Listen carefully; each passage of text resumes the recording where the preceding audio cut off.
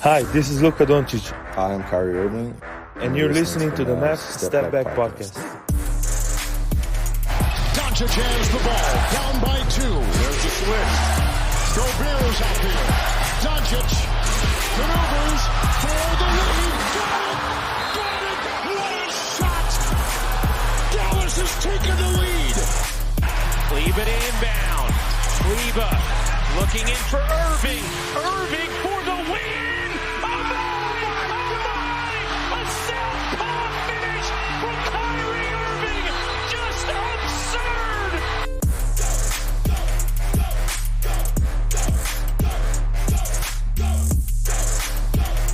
How's it going, everybody? Welcome in to another episode of the Mavs Step Back Podcast. I'm your host, Dalton Trigg. I'm joined, as always, by my co-host, Drew Johnson. The Mavs, they are 2 games into the preseason now, and obviously, you know, if you're tuning into these post-game pods for preseason play, one, you're a sicko, but we also appreciate that. We're also sickos for for basketball in general and Mavs basketball. But, I mean, you don't tune into a preseason post-game pod, you know, just for the end result. You know, it doesn't really matter what team wins or loses. I don't even really care too much about the team stats, you know, like who won the rebounding battle and all that. I look at little individual things from individual players, and that's where I get most of my takeaways from preseason play. So with that being said, the Mavs, they lost their first preseason game to the Memphis Grizzlies earlier this week. Then they played the Utah Jazz tonight. Lost again, 107-102. But it was Klay Thompson's Mavs debut, and it was Kyrie Irving's preseason debut. Luka's still out, that calf strain that he apparently suffered before training camp started. Nothing serious. He's fully expected, you know, to be ready to go before the start of the season. But why risk it? Why play him in preseason? But so we'll start off with the big topic, and then we'll branch off from there. But Klay Thompson, I mean, he first time, you know, taking the floor in a full Dallas Mavericks uniform. He ended up playing about 18 minutes he played, finished with 10 points, 3 assists, only shot 3 of 9 overall from the floor, but he shot 3 of 5 from deep, which is, you know, what you'd expect from Klay Thompson. More threes, the better when it comes to Klay. But, and you and I talked about this during the game, DJ, we were kind of surprised. You know, some people have been talking about how Klay is washed defensively.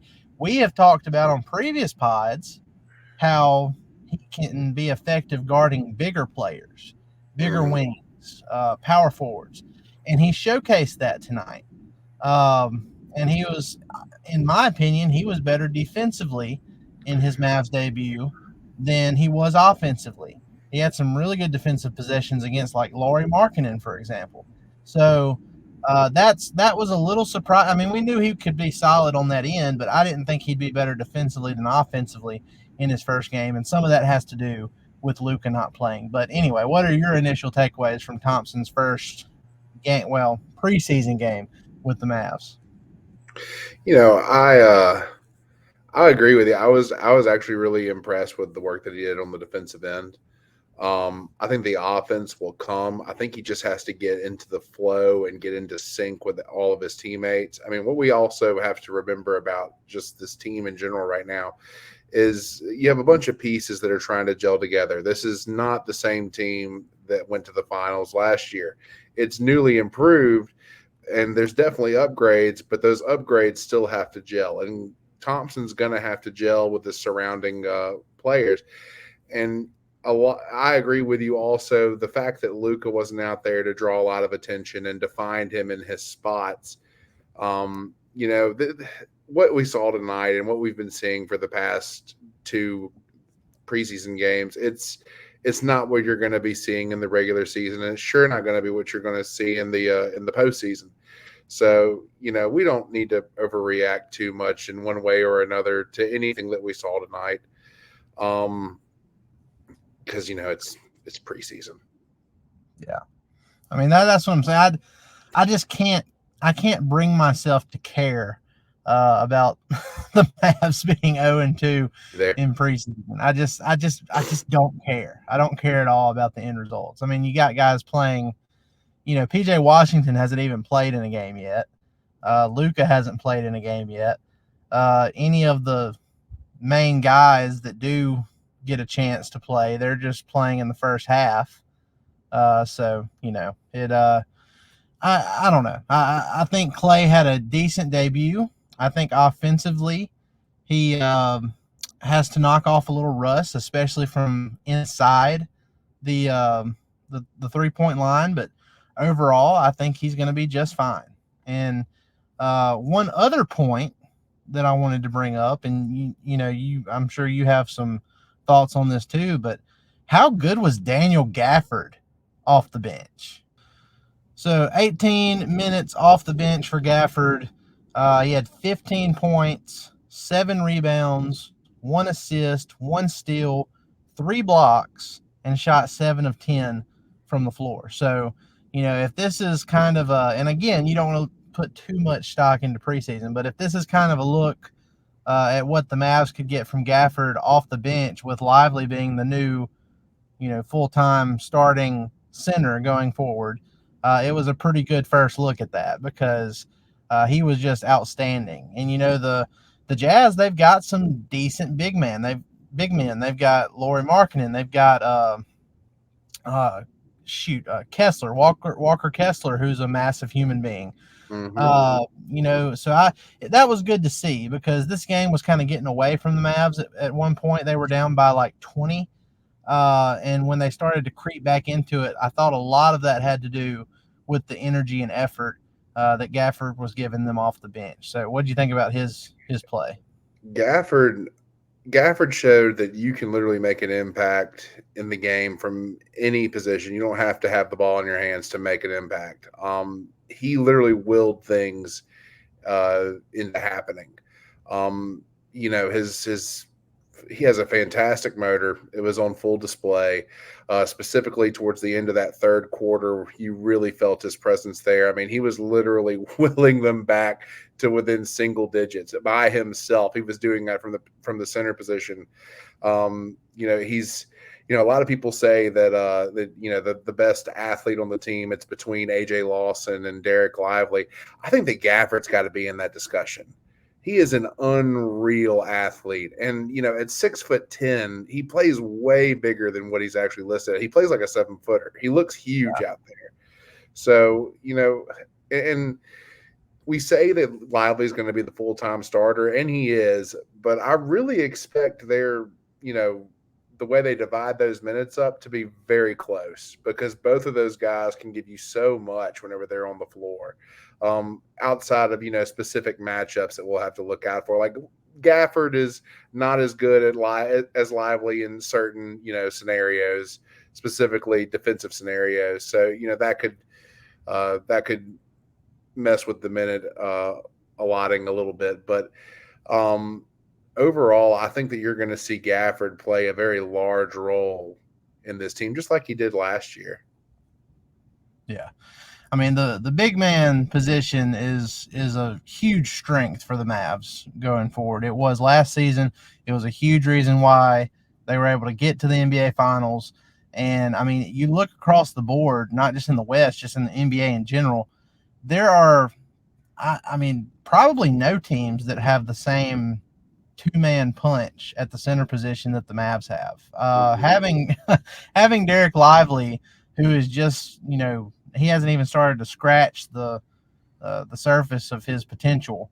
And then you have a veteran like Gafford coming off the bench. And, he's only, 25, 26 years old. 26 years old, I think. And this is only his 6th year in the league. He isn't old. So, yeah. You've got a tandem that's young, athletic. They're the best lob threat in the league right now between the two of them. I'm really excited. It's really interesting because of how fast we went from not having a big man to having two of the most useful bigs in the league. Yeah, exactly. So it's amazing how the tables can turn. But And it's funny too because Lively gets all the Tyson Chandler comparisons, mainly because Tyson's his mentor and everything. And I get it. I mean, there are similarities, but he's a lot more versatile than Tyson ever was. Gafford has some Tyson Chandler tendencies. Gafford's a much better comparison to Chandler. Lively, and I'm telling you guys, Lively has things in his bag that he hasn't shown yet. We saw that going coast to coast deal in the first game, and people were oohing and ahhing. But I'm telling you guys, if you go back and you look at his high school tape, the guy was doing stuff like this in high school. He just had to acclimate. Yeah. Lively is incredibly versatile. He's incredibly skilled. He moves incredibly well for someone his size and length. He's going to be special. And then to have someone like Gafford, who would start on pretty much any other team that you put him on, to back him up. I mean, we are loaded at the post player position. Loaded. One thing I am disappointed in, because preseason is the time where you can really experiment with stuff, and it doesn't matter if it fails or not. We've yet to see Derek Lively shoot a 3 in a preseason game. He's practicing. Yeah. He's getting them up all summer. He gave us that tease in that game 4 win in the NBA Finals. Even before tonight's game, he was practicing corner threes. And yet he hasn't taken one through 2 preseason games. We got to change that, J-Kid. We got to get Lively to shoot some threes, in these games that don't really matter. Like I said, this is where you experiment with that stuff. I want to see if Lively can hit multiple threes in one game. In the flow of a game. We also have to take into consideration that the flow of the offense is completely different without Luka Doncic on the floor.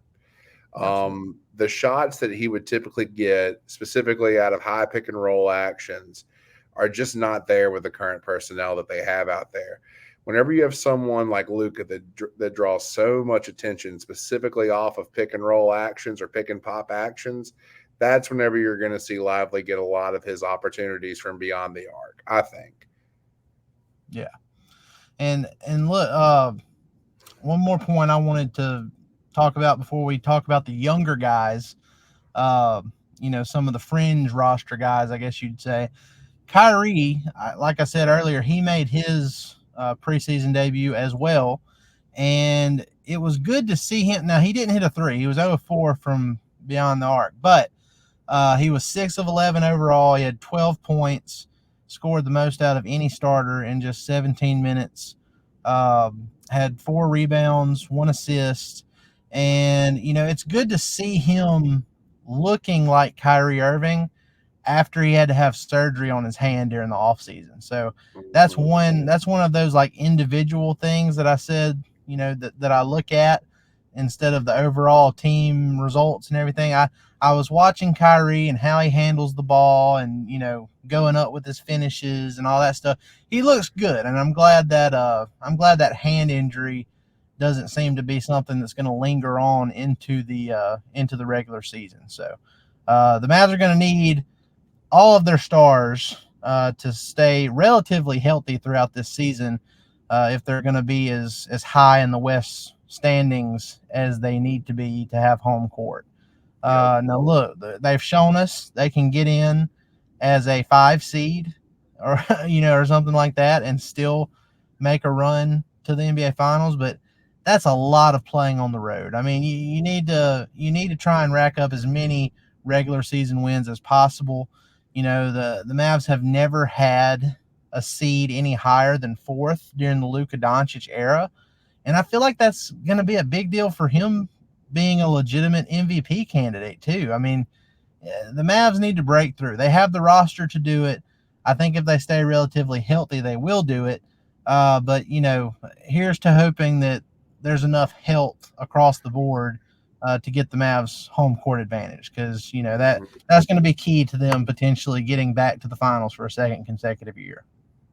No, for championship teams, you got to be 2 things. You got to be really talented and good, but maybe even more importantly, you got to be lucky, specifically with the injury deal. I'm dead serious. You have to be incredibly fortunate in terms of keeping all your guys healthy. And it's so hard, especially in an 82-game season. I mean, hell, college teams have issues with it, and they only play, 35 games a year? So, you play 3 times that pretty much in the NBA, and it's such a long season. It's such a grind. Basketball is such a demanding sport, and it's so easy to just wear your people out. And it'll be interesting to see what strategies Nico and Jason Kidd use to keep those guys fresh, because I think that's going to be key going down the stretch. And then it's funny, you do have to have good injury luck.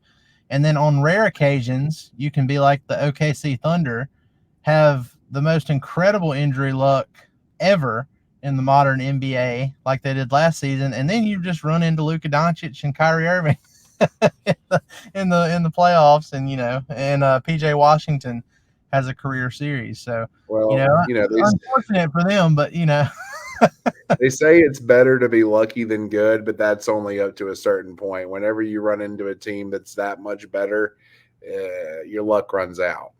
Yeah, I mean that. And look, Kyrie said it at the beginning of the previous season, before that big run at the start of last season.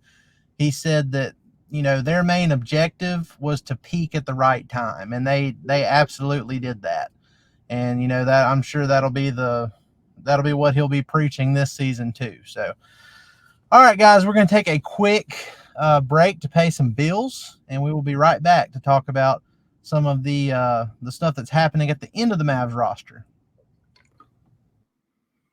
What's up, y'all? We're taking a quick break to tell you about Prize Picks. Prize Picks is America's #1 daily fantasy sports app with over 5 million active members. Prize Picks is the easiest and most exciting way to play daily fantasy sports. Unlike other apps, on Prize Picks, it's just you against the numbers. All you do is pick more or less on 2 to 6 player stat projections and watch the winnings roll in. You can now win up to 100 times your money on Prize Picks with as little as 4 correct picks. Want to play Prize Picks alongside Drewski, Joe Budden, and MMA champ Sugar Sean O'Malley? You can now find community plays under the promos tab of the app to view entries from some of the biggest names in the Prize Picks community each week. Download the Prize Picks app today and use code STEPBACK to get $50 instantly when you play $5. That's code STEPBACK on Prize Picks to get $50 instantly when you play $5. You don't even need to win to receive the $50 bonus. It's guaranteed. Prize Picks. Run your game. All right. So, and now that we're coming off that ad break, I feel like it's a good time to tell everybody to go subscribe. If you haven't subscribed already, YouTube, Apple Podcasts, anywhere you listen to your podcast. If you do it on Apple Podcasts and you leave us a review with your social media ad or some, email, some way we can get in touch with you if you win one of our drawings, you have a chance to win our giveaways that we do every now and then. Next week, we are giving away 2 of our new designs, or 2 shirts of the same new design, new Lob City, and then we have the same design where it says Dallas Dunks. It's got Luka, Lively, and Gafford all on that shirt. So it's on my Twitter page, @Dalton_Trigg. If y'all want to go check that out, be sure to do it. And again, if you want a chance to win that giveaway and future giveaways, anybody that wins one of these with the Apple Podcast review, you can't win it twice. So, it's not like the same person is going to win the next one. So you have a better chance each time we do a giveaway. So be sure to go do that. DJ, I'm looking at the end of the Mavs roster. We thought AJ Lawson was gone the other day because the Mavs waived him. They signed him to a 4-year deal last season, a standard 4-year deal, but they waived him the other day. And then today, Shams Charania reported that the Mavs are bringing him back on a 2-way deal, which, to me, if I was a guy that just got a 4-year, nearly $8 million deal, got waived, because I don't think that deal was fully guaranteed. I think the last 2 years weren't guaranteed for him. So, I don't think if I was getting waived from that and then having to go back to a two-way, I don't know if I'd be too thrilled about it, which makes me wonder if the Mavs, guaranteed him a certain portion of that money on the contract since it was so small, just so he would be happy getting the money and also staying around with that two-way contract. So it was good to see that, they're keeping him around because, he's a high energy guy. Seems like good things happen when he's on the court. Now, the shooting could be better. You'd like to see more progression in that department, but when AJ Lawson gets out in transition, yeah, he's going to score. He's shown, tonight in the third quarter, he had a breakaway transition dunk that was like, got people off their feet in the crowd. So good to see him make it back. But, when the Mavs signing him to a two-way now, that fills up all three of their two-way slots for now. So you got AJ Lawson, you got Brandon Williams, and then you got, who's the third one I'm missing? Sharp. No, it's not Sharp. It's Kessler Edwards. That's right. Yep. Yeah, Kessler Edwards. Has he played yet? Has he gotten in? No, he hasn't played yet, which makes you wonder. Brandon Williams hasn't played either, but I think he's injured. I think maybe Kessler Edwards is injured too. But, I look at this and I think, okay, they like AJ Lawson. They brought him back on another two-way. And then you have Kessler Edwards, who they just got, and he has some intriguing potential. You've written several pieces about Kessler Edwards since the Mavs brought him on in the offseason. Intriguing, very big small forward. So I think they'll keep him on one. And then you have the third spot. And I don't think Brandon Williams is going to be on the team when the regular season starts. I think they're going to let Brandon Williams go, and they're going to sign Jazian Gortman.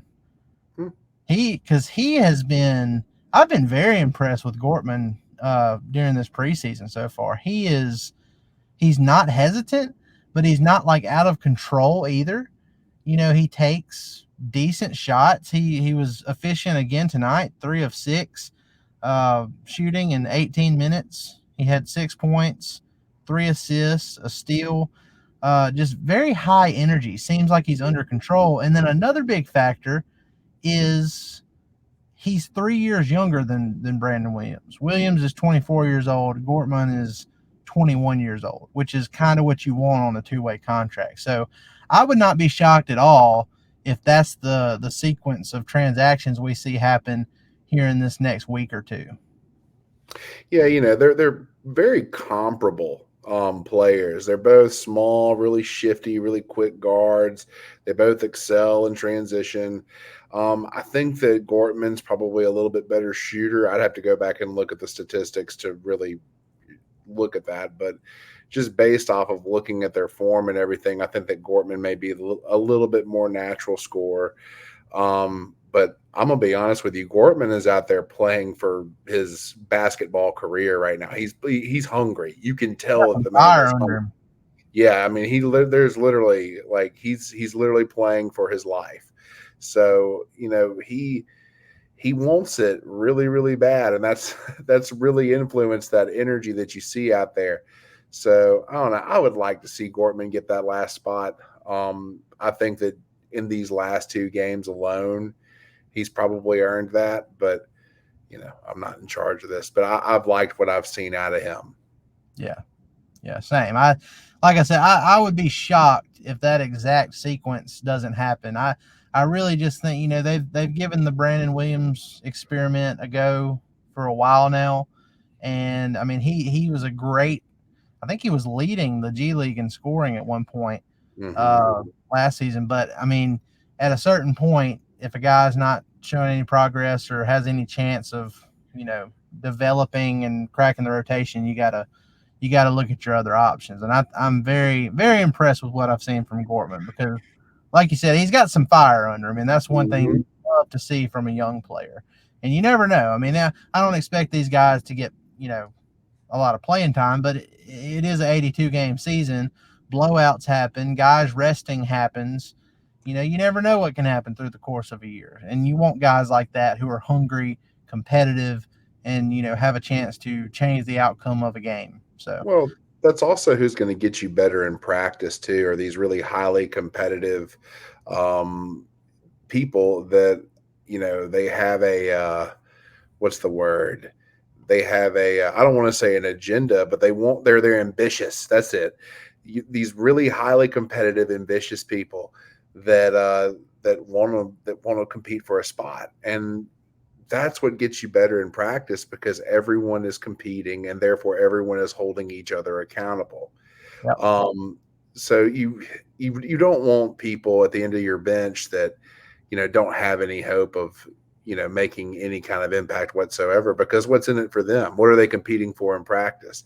I think this guy legitimately believes that he can crack a rotation somewhere, and he is out to prove it. And so you better believe that he's going to be bringing it to Kyrie every day. He's going to be bringing it to Luka every day.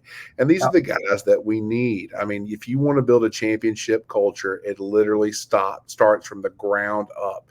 You are only as strong as your weakest link. Yeah, I agree. I like what the kid brings to the table, and I fully expect him to be, in Frisco with the Legends, because, two-way contract guys, they spend half their time in the G League, and then the other half of the time they're with the varsity squad, so to speak.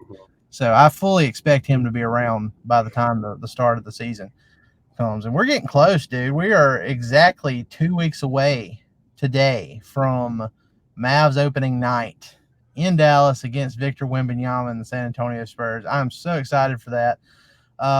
We're about to take off here, but I do have one more question, and we're not going to get too deep into this. I just want to gauge your worry, I guess I would call it. On a scale of 1 to 10, how worried are you about Spencer Dinwiddie? Again, I don't put too much stock in what I see in preseason games.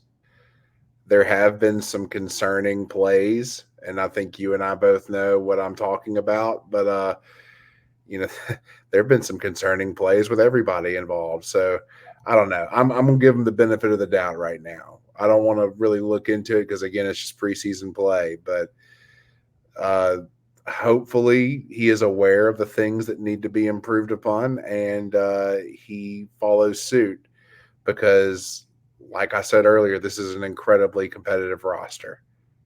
Yeah.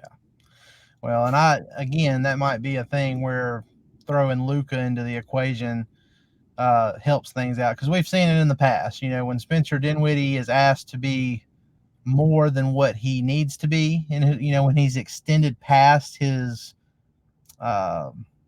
what's the term I'm looking for? When he's extended past the role that's meant for him, he struggles. So I think once Luka gets back, once PJ Washington is playing, once the pecking order is back in place, I think he'll be fine. So I'm with you. I'm not too worried about it, but he has been pretty terrible in these first 2 preseason games. He did have that really nice behind the head lob to live transition in that first game, which was cool to see. So, he's had some good moments, man. I mean, he's, there were several times, there's one play in particular where he knocked down a nice catch 3, and that's something that you want to see, given with who his teammates are going to be once everyone gets healthy and everyone's on the same floor. He really could, if he puts it all together, and if Dante Exum misses extended time, he really could take that role, I think. But again, he's got to play better. So. Yeah. And you mentioned Dante Exum. He is going to be out, according to reports, for 3 months with his wrist. He had surgery on it. So God. What did he do? He must have just fallen on it really hard or something. I don't know, but he is out until probably the new year. So which wrist is it? Do you know? I don't remember. I want to say it was the left, but I do not remember that for sure. So at least it ain't a shooting hand. So he's not out for the whole season, but he's out until at least the first of the year, and then you have to ramp up your activity. I wouldn't be shocked if it's like February before he gets back into the mix. And you never know. By that point, it may be too late for him to crack the rotation, but we'll see. It'll be hard. Jaden Hardy has played very well during this preseason. He looks like he has, kind of assumed that lead guard role off the bench. And lead. How do I want to put it? Sixth man, not ball handler. But I think he kind of assumed that six-man scoring type role off the bench. He's been the most consistent of all the Mavs bench guards. You can put him in there as like a small two, but you don't want him as the person running the show. And it all comes down to the ability to handle the ball in traffic and then to handle the ball against pressure. And just based off what I've seen in preseason games, and again, we can't put too much stock in it, but I'm going to say this: it's hard to feel comfortable with Jaden Hardy as a point guard whenever he gets it taken from him so often. Yeah, he turns it over or loses the ball way too often for a reliable NBA level point guard. Now, as a scoring two, I mean, the guy can get buckets. The guy is a menace on the offensive end, and he plays his ass off. But the handle just is not where it needs to be right now for me to feel comfortable with him running point guard. I've always said if they would just use him the same way they used Tim Hardaway Jr. and hoped that Tim Hardaway Jr. would play, and to Tim Hardaway Jr.'s credit, he did have games where he just went absolutely nuts, but very wildly inconsistent. Yeah, Jaden Hardy is way more consistent. If he sticks to being a catch and shoot guy, he'll be an above 40% 3-point shooter and average 10 plus points and probably 10 to 12 minutes a game. But it's obvious that guy wants to be a multifaceted scorer, but he has to understand that the way to get there is not just getting shots up. He's got to improve his handle. He's got to be able to create. And right now, he's just lacking in that department. Yeah, I agree. He hasn't improved in that area of his game as much as I thought he would have by this point. But he can shoot the piss out of the ball. I got to hand it to him there. I mean, he is a bona fide scorer. Yep. Maybe he will eventually develop those handles, and then the Mavs will have something as he gets closer to his second NBA contract. But guys, we appreciate you joining us. It's been, for the most part, I mean, preseason basketball is preseason basketball, but for the most part, it has been fun. Having basketball back in general. It's certainly better quality basketball than summer league basketball was. And like I said, 2 weeks, the real thing is here, and I can't wait for it. Be sure to go like, rate, and subscribe on all your favorite podcast platforms. Hit that subscribe button on YouTube. And again, leave us a review on Apple Podcasts for a chance to win future giveaways. We're doing a t-shirt giveaway next week, so be sure to go do that. Thanks, guys. Y'all have a great weekend. Get some rest. We'll see you next week. Thanks, y'all.